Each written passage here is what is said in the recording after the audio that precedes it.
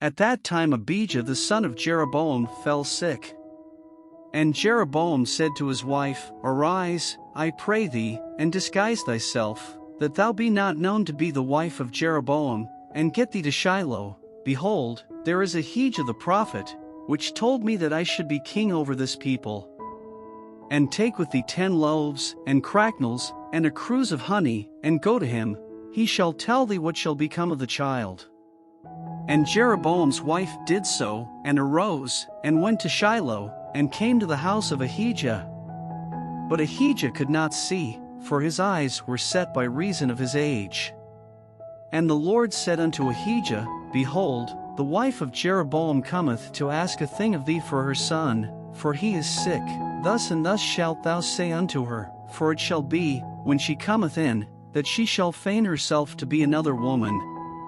And it was so, when Ahijah heard the sound of her feet, as she came in at the door, that he said, Come in, thou wife of Jeroboam, why feignest thou thyself to be another? For I am sent to thee with heavy tidings. Go, tell Jeroboam, Thus saith the Lord God of Israel, Forasmuch as I exalted thee from among the people, and made thee prince over my people Israel, and rent the kingdom away from the house of David, and gave it thee, and yet thou hast not been as my servant David, who kept my commandments, and who followed me with all his heart, to do that only which was right in mine eyes. But hast done evil above all that were before thee, for thou hast gone and made thee other gods, and molten images, to provoke me to anger, and hast cast me behind thy back. Therefore, behold, I will bring evil upon the house of Jeroboam, and will cut off from Jeroboam him that pisseth against the wall, and him that is shut up and left in Israel, and will take away the remnant of the house of Jeroboam, as a man taketh away dung, till it be all gone. Him that dieth of Jeroboam in the city shall the dogs eat, and him that dieth in the field shall the fowls of the air eat, for the Lord hath spoken it. Arise thou therefore, get thee to thine own house, and when thy feet enter into the city, the child shall die. And all Israel shall mourn for him, and bury him, for he only of Jeroboam shall come to the grave, because in him there is found some good thing toward the Lord God of Israel in the house of Jeroboam. Moreover the Lord shall raise him up a king over Israel, who shall cut off the house of Jeroboam that day. But what? Even now. For the Lord shall smite Israel, as a reed is shaken in the water, and he shall root up Israel out of this good land, which he gave to their fathers, and shall scatter them beyond the river, because they have made their groves, provoking the Lord to anger. And he shall give Israel up because of the sins of Jeroboam, who did sin, and who made Israel to sin. And Jeroboam's wife arose, and departed, and came to Tirzah, and when she came to the threshold of the door, the child died. And they buried him, and all Israel mourned for him, according to the word of the Lord, which he spake by the hand of his servant Ahijah the prophet.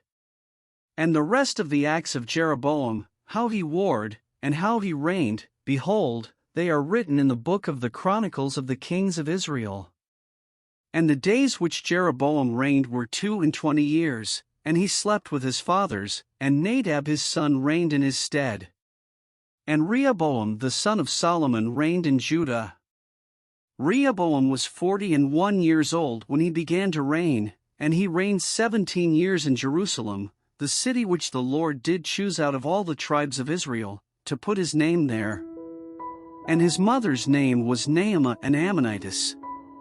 And Judah did evil in the sight of the Lord, and they provoked him to jealousy with their sins which they had committed, above all that their fathers had done. For they also built them high places, and images, and groves, on every high hill, and under every green tree. And there were also Sodomites in the land, and they did according to all the abominations of the nations which the Lord cast out before the children of Israel.